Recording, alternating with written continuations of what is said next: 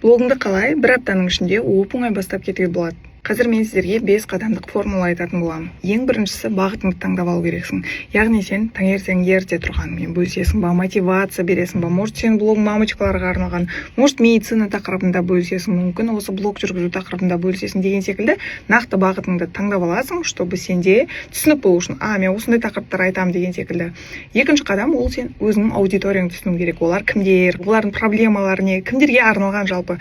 Мысалы мен дәл қазір сіздерге видео жазып отырмын, өйткені менің блогым блог жүргізетін адамдарға арналған. Үшінші қадам ол өзіңнің контентіңде арнайы 4 ветка таңдап алу. Мысалы, сенің контентіңде тек таңнан кешке дейін блог деп айта беретін болсаң, қызық емес болып қалады да.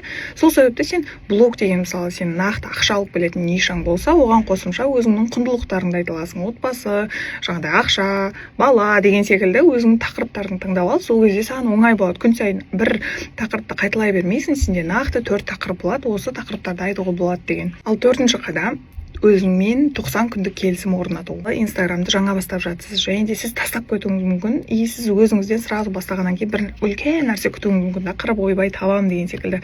Жоқ, олай емес. 90 күн келісім жасап, 90 күн бойы күнделікті стористі да, рилсті да, контентте бәрін салып отыруың керек. Не үшін? Чтобы сенде жаңағыдай дисциплина қалыптасу үшін, бір жағынан өзіңнің контентіңде стилің пайда болу үшін. Өйткені басында сен анадан қарайсың, мынадан қарайсың, ойдан қырдан тауып келген контенттерді салып отырасың.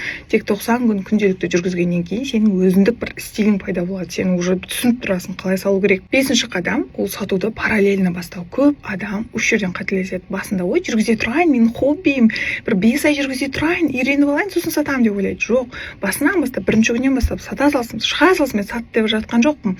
Просто сенің миыңда менің инстаграмым болашақта қалай ақша алып келеді маған деген понимание болу керек.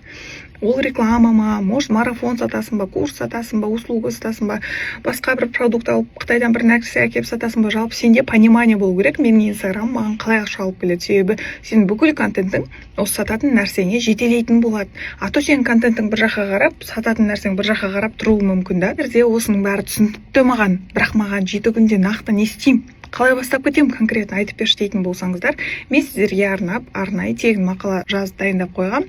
Оны алу үшін идея деп жазыңыздар.